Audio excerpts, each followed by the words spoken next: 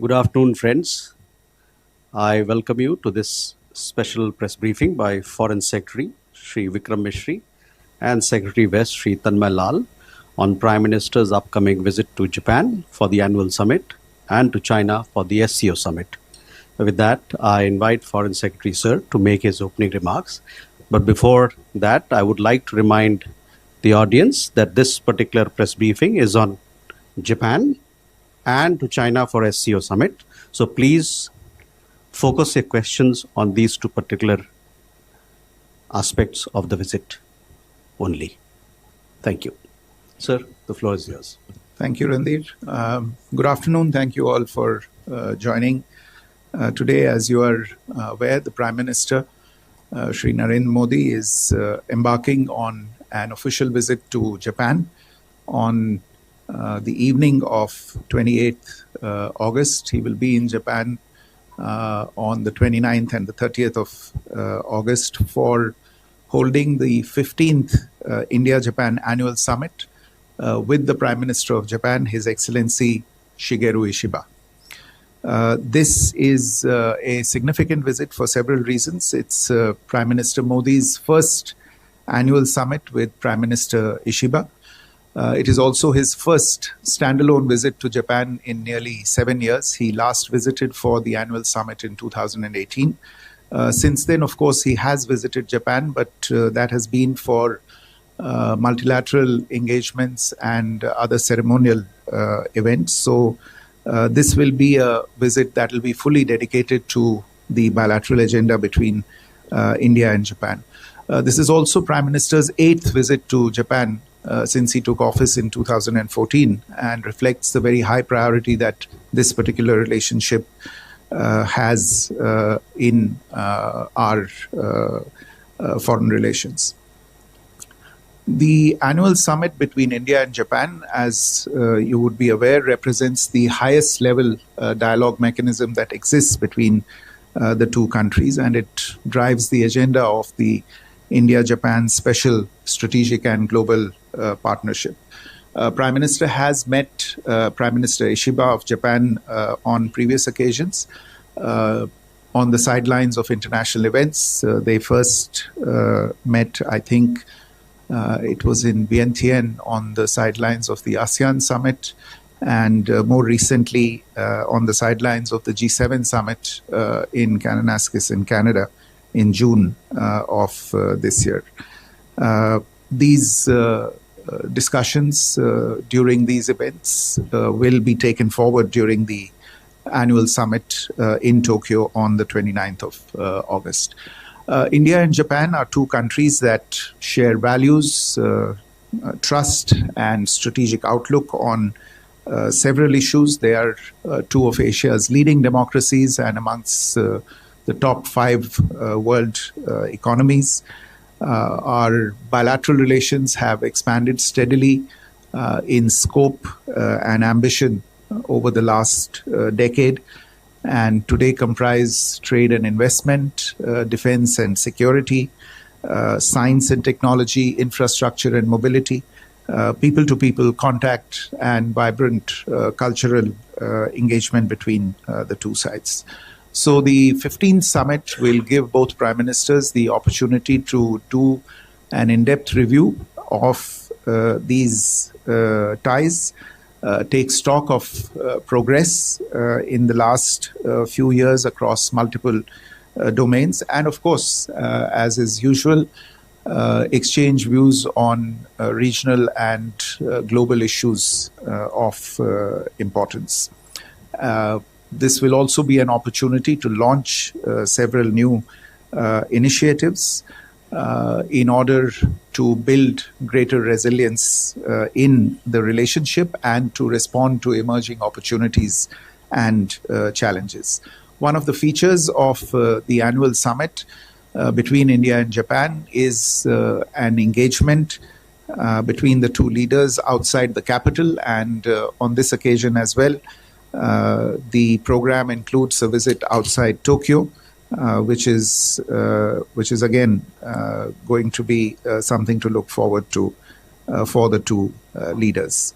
The program also includes interactions of the Prime Minister with several other political leaders from Japan, as also with friends of India in Japan. The Prime Minister will also participate in a business leaders forum with captains of Japanese and Indian industry. These interactions are aimed at deepening the very important trade, investment, and technology relationship between the two countries. We have also seen in recent years an intensification of the engagement between Indian states and Japanese prefectures, and an engagement focused on this particular aspect has also been planned for during the visit. Overall, the visit will consolidate our long-standing friendship. It will open fresh avenues of cooperation and reaffirm our shared commitment to peace, prosperity, and stability, both for the two countries as well as in our shared Indo-Pacific region and beyond. Let me stop there, and I'll turn the microphone over to my colleague, Secretary West, to brief you on Prime Minister's visit to Tianjin for the SCO summit. Thank you. Namaskar. I will now share some information about the upcoming SCO summit. Prime Minister Shri Narendra Modi will visit Tianjin, China, for the 25th meeting of the Council of Heads of State of the Shanghai Cooperation Council, the SCO, on 31st August and 1st September 2025 at the invitation of His Excellency President Xi Jinping of China. The SCO was established with the primary goal of countering three evils of terrorism, separatism, and extremism, which continue to remain a challenge. Today, as a regional platform, there is a broader range of sectors of cooperation among the SCO members. The SCO comprises 10 members. In addition to India, they include Belarus, China, Iran, Kazakhstan, Kyrgyzstan, Pakistan, Russia, Tajikistan, and Uzbekistan. There are a number of dialogue partners and observers also. India has been a member of the SCO since 2017, and earlier it was an observer since 2005. During the period of its membership, India has held the chair of the SCO Council of Heads of Government in 2020 and of the SCO Council of Heads of State during 2022-2023. India engages actively with various institutional processes and mechanisms of the SCO and participates in the ministerial meetings and other dialogue formats. Prime Minister Shri Modi has participated in various previous SCO summits in 2018 in Qingdao, 2019 in Bishkek, 2020 in Moscow in virtual format, 2021 in Dushanbe in virtual format, 2022 in Tashkent, 2023 New Delhi virtual format, and in 2024 Astana Summit, External Affairs Minister had represented the Prime Minister. The theme of the 23rd SCO Summit, which was chaired by Prime Minister Modi, was towards a secure SCO. And here the secure stands for security, economy and trade, connectivity, unity, respect for sovereignty and territorial integrity, and environment. So this gives an idea of the range of issues that are of priority for India in the SCO. During India's presidency in 2023, SCO had adopted a joint statement on cooperation on countering radicalization leading to separatism, extremism, and terrorism. During the presidency, India had also focused on a very broad-based and diverse areas of cooperation that are of interest to SCO members.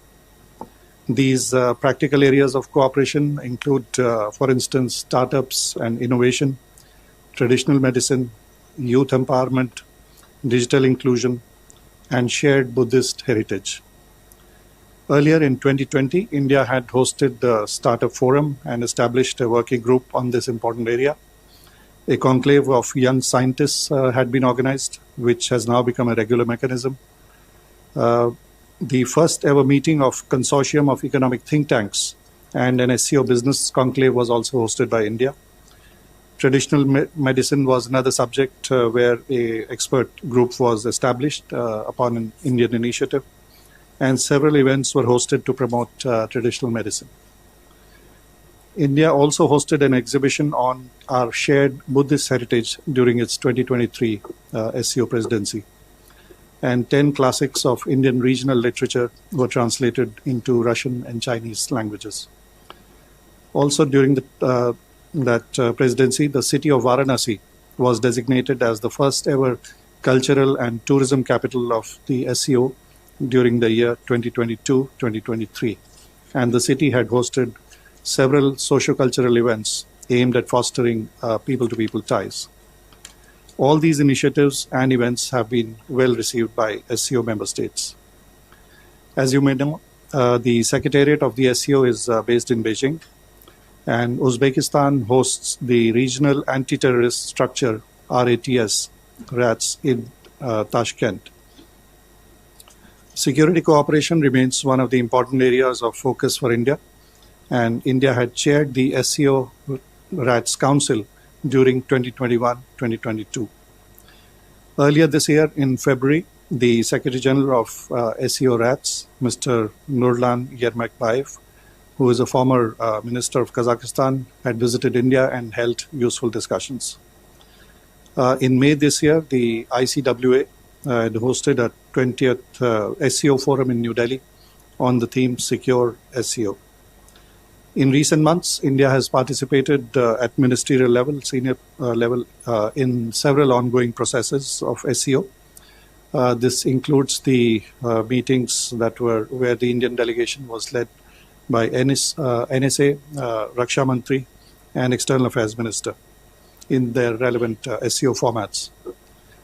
The program elements for the upcoming 25th SCO Summit in Tianjin include a welcome banquet dinner in the evening of 31st August, and the main summit will be held on the next day, Monday, 1st September. And in addition to this, Prime Minister is expected to hold some bilateral meetings on the sidelines of the SCO Summit. Thank you. I'll stop there. Floor is open for questions. Okay. Question there, right behind. Dhera, behind you. Yes.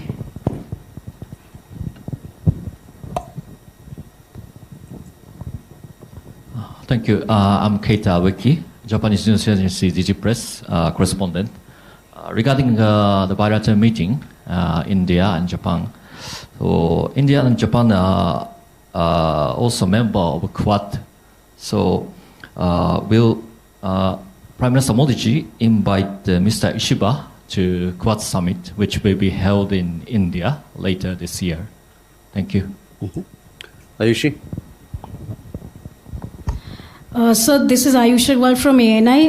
During the China visit, what is the possibility of a bilateral meeting with Russian president on the sidelines? And second, during the meeting with Chinese president, would there be any discussion on US tariffs, as China has recently said that it stands with India and blamed the US, referring it as a bully. So would there be any discussion on the tariffs? Thank you. So please focus your question on the Japan visit and the visit to Tianjin for SCO. Please, Madhu. Sir Madhurendra, मैं news nation से मेरा सवाल SCO को लेकर है। जैसा कि आपने खुद बताया कि आतंकवाद एक बड़े एजेंडे के तौर पर एससीओ फोरम पे रहा है, और पहलगाम आतंकी हमले और उसके बाद ऑपरेशन सिंदूर के ठीक बाद एससीओ की पहली बैठक है जिसमें पाकिस्तान भी मेंबर के तौर पे है। क्या हम उम्मीद करते हैं कि आतंकवाद को लेकर ये फोरम एक बेहतर मैसेज दे पाएगा, जो भारत का स्टैंड है कि talk and terror can not go together, और आतंकवाद के रहने की स्थिति में किसी भी तरह के संबंध नहीं पाकिस्तान से स्थापित हो सकते हैं, उसको लेकर कोई मैसेज होगा? चूंकि ऑपरेशन सिंदूर के दौरान चीन ने भी पाकिस्तान को मदद की थी, तो क्या इस बाबत भी कोई बात उस मंच से हमको लगता है कि भारत अपने एजेंडे में शामिल करेगा, और क्या ये ज्वाइंट डिक्लेरेशन में हो पाएगा? Uma? So I'm Huma Siddiqui from Stat News Global. I have a question related to the visit to Japan. You talked about defense as part of the agenda. So in the defense and security, what is any important announcement expected? And in the space sector, Japan has been participating with ISRO. Is there anything on the agenda about that? Keshav. Thank you, sir. Keshav Padmanabhan from The Print. I have a question regarding the annual summit to Japan. In connection to to the earlier question, are we looking at any sort of outcomes of co-production of defense with Japan? Is that something on the agenda? And with regards to the SCO, if I may also ask, we know that Pakistan will be attending the summit. India is there. We've seen that in the past, during the defense ministers' meeting, there was a lack of consensus over terrorism, which is a core goal of the SCO. So how do you expect at the leaders' summit for any sort of declaration or joint this thing, what are sort of the red lines that India is thinking of when it comes to terrorism, separatism, and extremism that it believes should be part of the document? Could you give us a sense of that? Thank you. Thank you. So we have a set of questions, so we'd like to address them. Okay, let me address a few of the questions. I think question from our friend back there on the Quad. You're aware that the Quad is indeed an important platform for working on and promoting peace, stability, prosperity, and development in the Indo-Pacific region. In more recent years, its agenda has expanded to take on issues of practical cooperation, if I can call it that, and health security. It covers critical and emerging technologies. There's an initiative with regard to critical minerals that has been discussed recently. Overall, with regard to how to make supply chains more resilient, and also infrastructure development. So these are all issues that are a priority both for India and for Japan. Both our countries attach high value to this forum and to this partnership. And we look forward to working with all Quad partners to take our cooperation forward. I'm sure when the two prime ministers meet, the Quad will be a subject that will be discussed between the two of them. Ayushi's question about bilateral meetings, look, as always happens with regard to such events, there will be a number of bilateral meetings that will be organized on the sidelines. We are still working through the finalization of those meetings, and we'll keep you updated and brief you in any case on the proceedings in those meetings. I think ahead of the meetings, it might be a bit forward of me to anticipate and say what will be discussed and will not be discussed in the meetings. Huma, your question, and I think Keshav's question is on the same lines with regard to defense and security related cooperation between India and Japan. This is indeed emerged as an important pillar of cooperation between the two countries in recent years. There was a meeting between the defense ministers of the two countries that was held just recently in May of this year, where the two sides were able to review a whole host of issues, operational engagements between the two sides, but more importantly, defense equipment and technology collaboration, which is an important part of the overall defense and security engagement between the two sides. I think there was some interest in the specific platforms, etc. And you would be aware that the two countries are already working on co-developing the Unified Complex Radio Antenna, the Unicorn project, which is a common radar mast for use by Indian Navy platforms. A memorandum of implementation for this particular project was signed in November 2024. The Navy, the Indian Navy and the Japanese Maritime Self-Defense Force are also exploring possible cooperation in the area of ship maintenance in India.